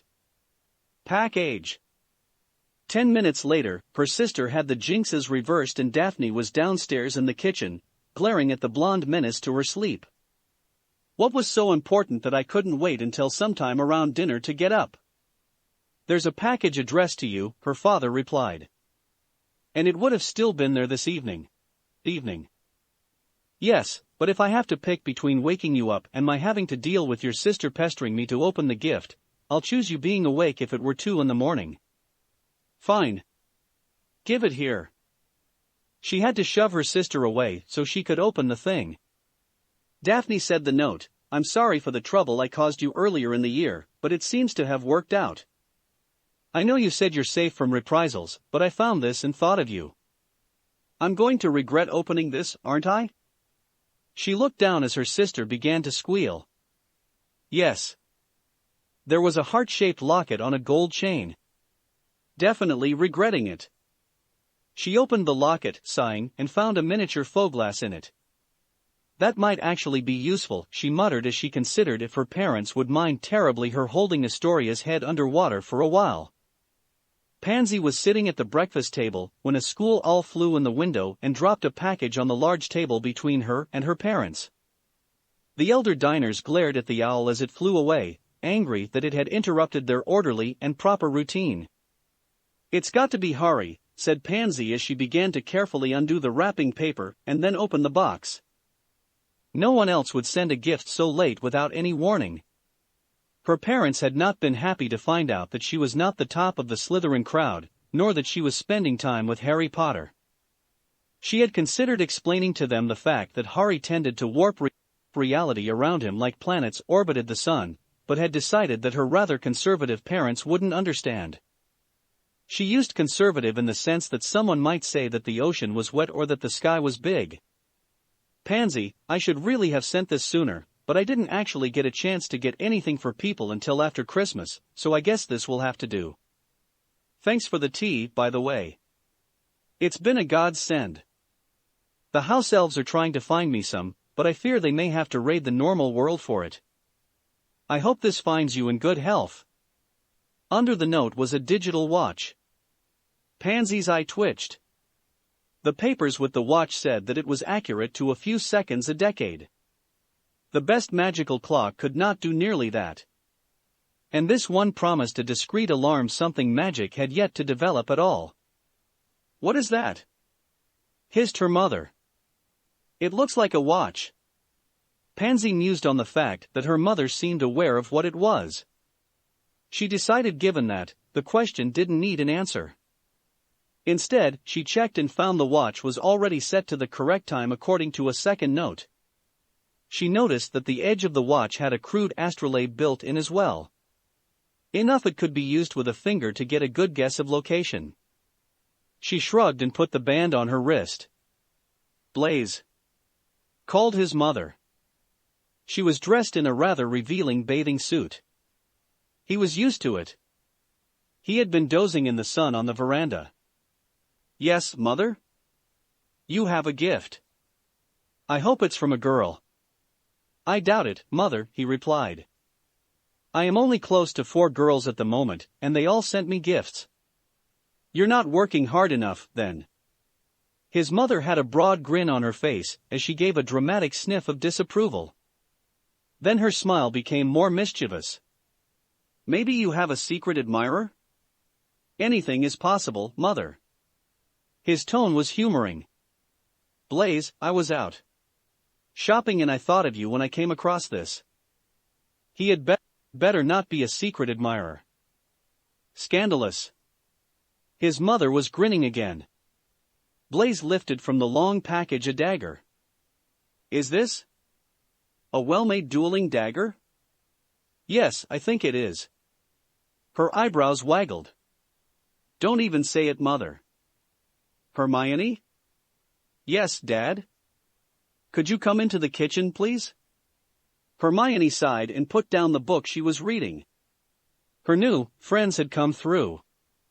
Even Pansy had sent something. It was nice to have people send things to her other than family, and to be able to send gifts outside the family. Pansy's gift had been several books on pure-blood customs and history. Despite the slant of the writing, they were highly informative and explained a great deal of the attitude she had discovered. What's wrong? She walked into the kitchen. Oh. There was an owl sitting on the table, currently stealing her father's bacon. She took the package off its leg. Shove off. The bird gave her a glare and took flight. Sorry, that was a school owl, and I think they're used to being fed at the end of the journey. I don't mind that, replied Dan Granger. But that was my breakfast it fed on. Just be glad your mom was out of the house. She'd have had a right fit if she'd seen it on the table. Hermione nodded absently as she opened the gift. She twitched and the plate on the table cracked in half, both pieces rising into the air so quickly they exploded against the ceiling. Okay. Dan rose. I know that look from your mother. I'm going to be in the garage working on something. He scurried out of the room. Hermione read the note. I was thinking of you and what I could get you, and then I realized that success is its own reward. I expect you to levitate a rock by the time you get back. Harry. Chapter 10, The Curious Incident of the Dragon in the Night. How were your vacations? Daphne asked the others as they sat in the compartment, headed back towards Hogwarts. Relaxing, replied Tracy. I managed to spend several weeks with almost nothing odd happening to me. It was a nice change. I had almost forgotten what it was like. Speak for yourself. I merely traded Harry for my mother, said Blaze. It's just a different kind of weird. Besides, my mom was celebrating the end of her mourning period. Oh? Yeah. Her husband died right after their wedding. It was the day after the sorting. Natural causes. Blaze smiled wryly.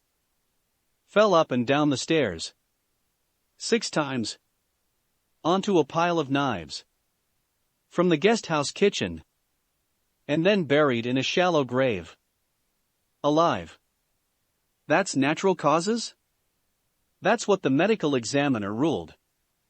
He said, given that I'm being dangled by one ankle over an active volcano, it was most definitely natural causes. Or something like that. Blaze shrugged. Besides, falling up and down a flight of stairs onto knives, and then being buried alive naturally causes you to die. The rest of the cabin was looking at him in a mix of horror and fascination. Actually, what he said was, marrying you counts as suicide. I don't get why.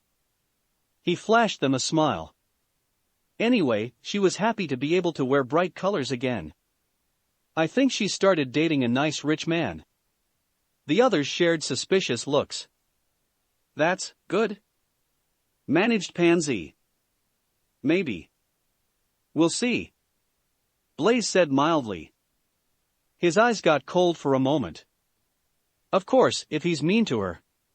He brightened. But why borrow trouble? How was your time off, Pansy? Pansy sighed. I spent it with my parents. The only upside was that Malfoy wasn't invited. She grinned. It was so nice to not have him around. On the other hand, my parents were there. So. Millicent cocked her head. What's wrong with that? You people. Pansy snapped. Because of you lot, I started realizing how silly my parents sound. They don't seem to think even half-bloods might be worthy of consideration, let alone anything else. Never mind that Granger is the smartest student in our year. I had some great brawls with my mother, said Millicent.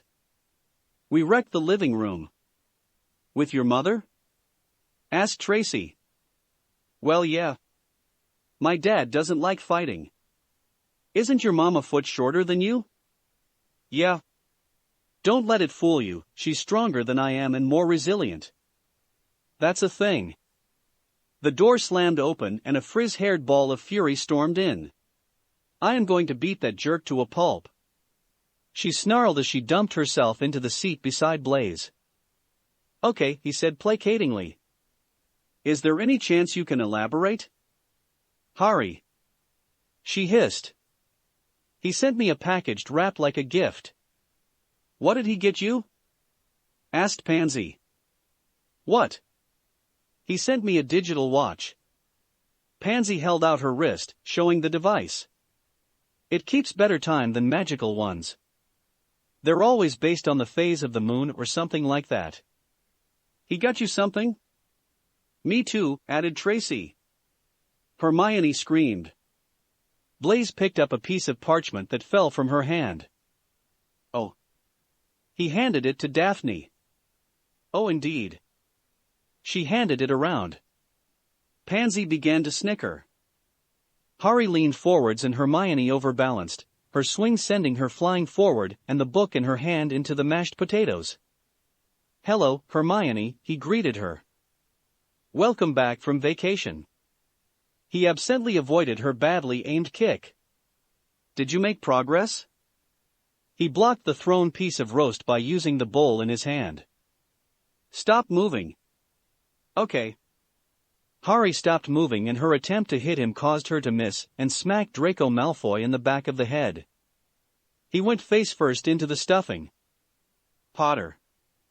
Snape's voice cut through the chatter of students reuniting with friends who they hadn't seen for as long as 2 whole weeks and were, therefore, in need of shouting to each other the details of their vacations, the volume partly necessitated by the shouting being done by other groups of friends in competition for the available sonic wavelengths. 20 points from Slytherin for Granger hitting Malfoy. Hermione stared at the book in her hand and then at the blonde head otherwise lost in a mound of food. Oh. And a detention for Granger missing you. Hermione flushed. I'm getting detention? She whispered. No, replied Blaze. Harry is. I don't think Snape is really aware that there are students other than Harry when he's around. Don't worry, Hermione, said Harry. I won't go to the detention, so you don't need to feel guilty. I wasn't feeling guilty. She glanced at Malfoy. Except for not hitting you. I don't feel guilty about that though, just frustrated. That's okay then. Harry leaned back on the bench. Harry, began Millicent, I want to thank you for the gift. They were so useful. Hermione's eye twitched. Harry smacked his forehead. That's right. Hermione, did you make progress like I told you to? Several forks launched themselves into the air. No, I did not. You're still having the anger problem, are you? Yes, she hissed. Where did you get that book? Asked Hermione as Harry sat across from her in the common room. The book in question was quite leathery, that was a good word for it, and had some dark stains on the brown cover. To make things worse, the whole thing smelled a bit chemical. This? Harry turned a page, not looking up. Or opening his eyes. The library. I don't think I've seen it there.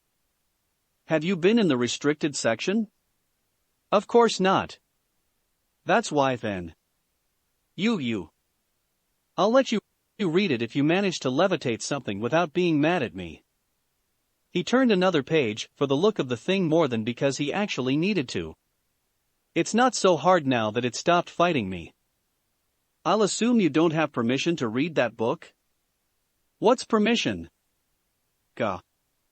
Focus on your task, or I'll hit you with your wand again. The object in question was currently orbiting Harry in a neat elliptical. Hermione glared at the pebble on the carpet. This isn't really all that advanced, commented Harry. It's just some simple rituals. This one for growing extra arms is fascinating. He shifted the book in his hand, blocking the pebble. Here's one that makes teeth even. Wow, it's just a bit of mouse blood and a few words. The pebble fell to the floor. Hermione glared at it and then took a deep breath. You promise to let me read it? Of course. Carrot and stick. The pebble wobbled as it rose, but it did rise. Very good, Hermione. Now you need to get it even. You said I could read the book. Yes. I'll let you read the page of your choosing. You can read the whole thing when you get things steady. The ritual for even teeth. All right. Harry held out the book. You do know there's a second P. Shut it, Potter. But. Seriously. Shut it. Fine. Now get back to work. Or what? Ow. Ick. Hermione covered her head as her wand struck her on the cheek. Harry was standing on one of his favorite nighttime perches. The astronomy tower gave a good angle for him specifically, it gave a clear line of fire for his stolen toy.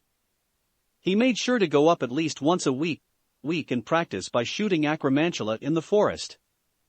It also allowed him to indulge in one of his other amusements, watching the progress of the dragon. Harry had noticed that the kindly idiot who worked as a groundskeeper had acquired a dragon earlier in the year, and had been observing as it grew ever larger. Somehow, everyone had missed the fact that it now took up most of the wooden hut that the man lived in. What was actually worrying was that no one spotted the 6 feet of anaconda-thick tail waving out the back door.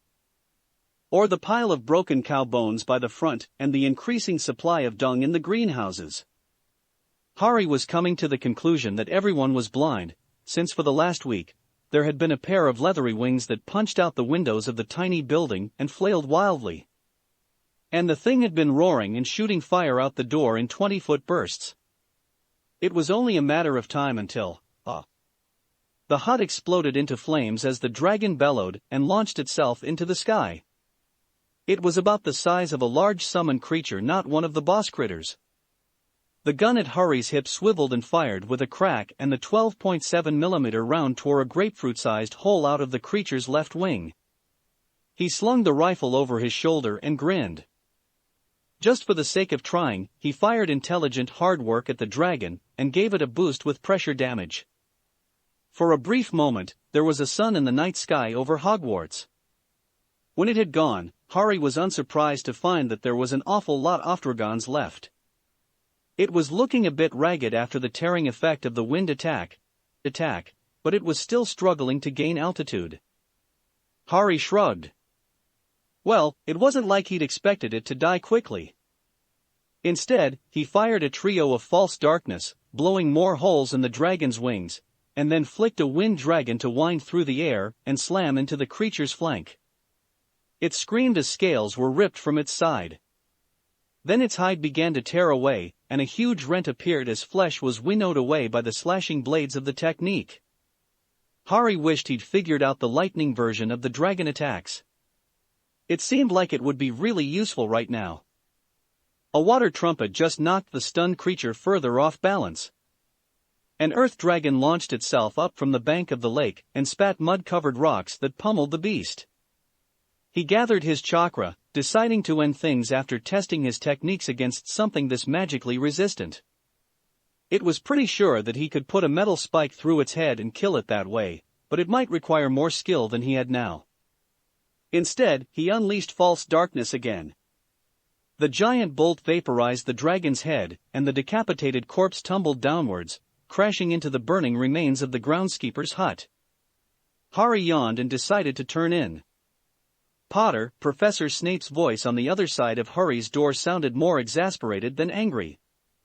"Yes, Professor?" "Get up." Harry yawned and rolled off of the ceiling. He was impressed. He'd actually gotten to sleep before Snape started heading down the corridor and triggered him waking himself. As he opened the door, he put on a smile. "What can I do for you, Professor?" "I'm nearly certain you are somehow involved in this latest incident, Potter." "I have no evidence, of course." He grinned evilly. "However, as you are the cause of my being awake at 2:30, you get to join me." "Come again, Professor?" "If I have to be awake, you have to be awake." Snape motioned for Harry to follow him as he began to walk towards the common room. "It's sad, really," he commented. "I had so enjoyed the 2 weeks without any incident that smacked of your touch. I knew it was too good to last, though." "Sorry, Professor?" Yes, I'll assume you denied it and move on. Any chance you'd care to guess what happens to have me awake at this hour?" "No, Professor." "Did another student run off to join the love thing?" Snape twitched. "No, Potter." "It's remarkable, really. No students have gone missing." "For once." "Then I've got nothing." "Of course, you don't." Snape led the way to the entrance hall in silence. "It's fascinating," Dumbledore was saying to McGonagall when they got there. Apparently, Hagrid was keeping a dragon in his hut. "Gosh, Professor Headmaster, was he?" asked Harry. "So I gather. Everyone seems to have missed it too." Dumbledore smiled slightly. "I've asked the staff and everyone says that they've seen nothing odd about the hut for weeks."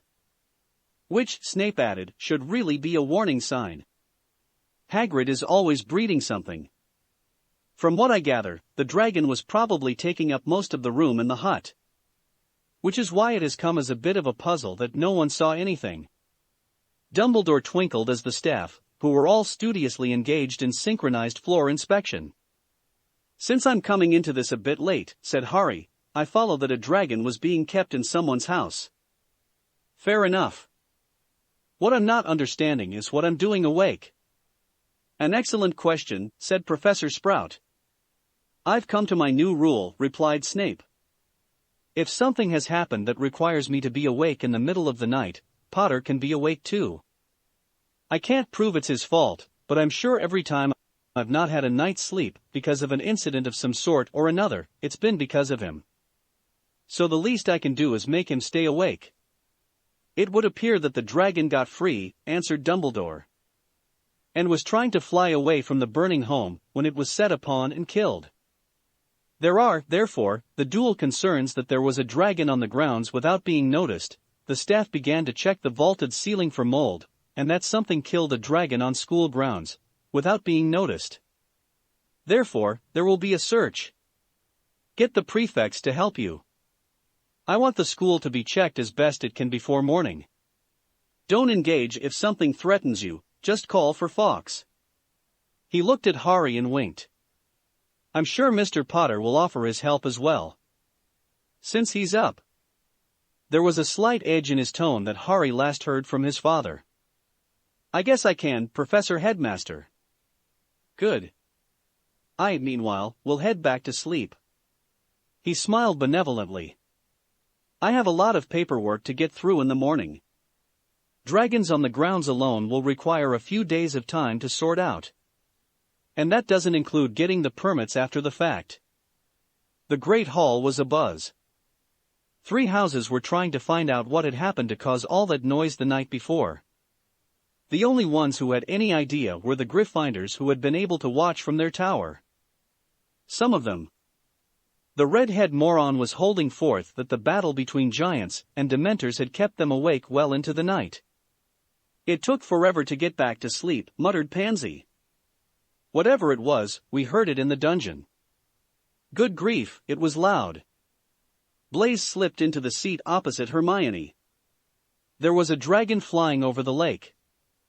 "How do you know that?" asked Tracy. "I asked." Blaise smiled. "A couple of second-year girls were willing to overlook my Slytherinn-ness and tell me.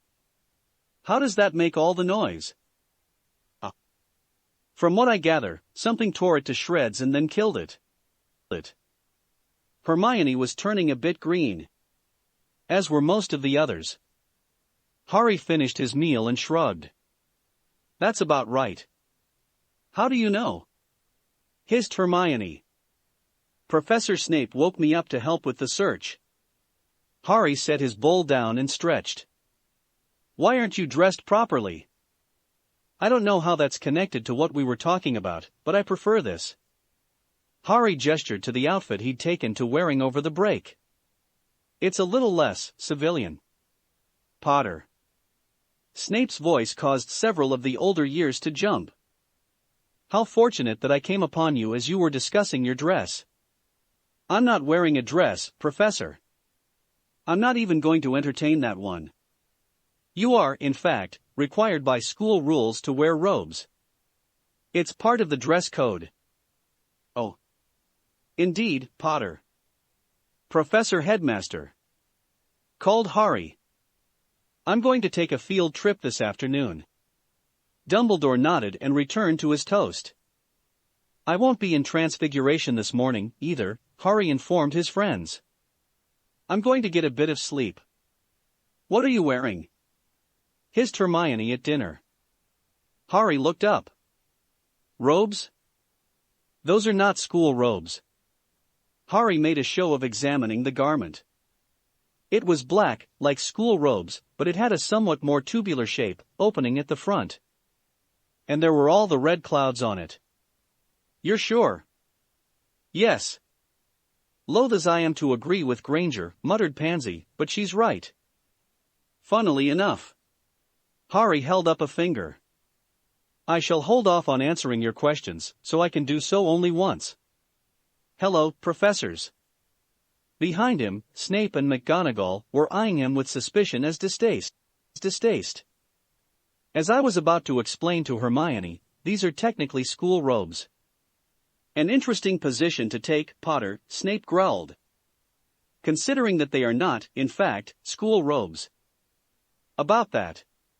Harry smiled at Daphne and Tracy, across the table from him. "These are school robes. They have just been suitably tailored to my specifications." "Oh, I think Professor Headmaster has some sort of announcement to make. We can continue this later." There was a bang as Dumbledore stood up and fired his wand into the air. "Your attention, please." "Thank you. Miss Varence, I'm sure that whatever it is you are discussing with Miss Tabor is quite interesting, but I happen to be speaking and, as headmaster, I get to have everyone listen when I do. It's a special little perk of the job, so if you'll cease your yammering, I will take it as a kindness." "Good. I would like to deal with the rumors that have cropped up regarding this morning's incident. I have no doubt that, in the best Hogwarts tradition, anything resembling fact has been carefully filtered out so as to avoid informing the unwary. I will have to unfortunately break that happy state of affairs, if only to get you think about your homework once in a while. At some time this morning, around 2, a dragon which has been living in Rubeus Hagrid's hut decided that it was ready to leave the nest, if you will. It did so by tearing its way free of said nest Hagrid's home and flying up into the air, leaving behind a burning ruin. A person or persons unknown at this point proceeded to bombard the dragon with high-level magic, ultimately destroying the creature by annihilating its head. I subsequently convened the staff, and had a thorough search of Hogwarts performed, not counting the various outbuildings, secret chambers, staff quarters, and so on, and can happily say that there was no unknown person that we know of in the castle to perpetrate the worrying damage to a magically resistant species. We have thusly concluded that it didn't really happen, and so there is no need to be even a little bit worried about dangerous magical creatures being easily annihilated on school property without the perpetrator being discovered. Hagrid is currently in the process of rebuilding his house to be fireproofed, and any 7th years with skill in runes would be welcome if they would offer their aid. I'm sure that you all have nothing to fear today that did not already terrify you yesterday. One last note, a new school policy. Going forwards from this point on, school robes may not be modified from their current states.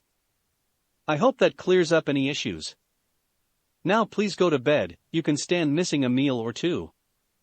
I guess we should go then, said Harry. Shame we couldn't finish, he said to the professors. That's it for this reading. Hit like and subscribe for a free ticket pass going to the different worlds of anime fanfictions. Looking forward to having you on board again.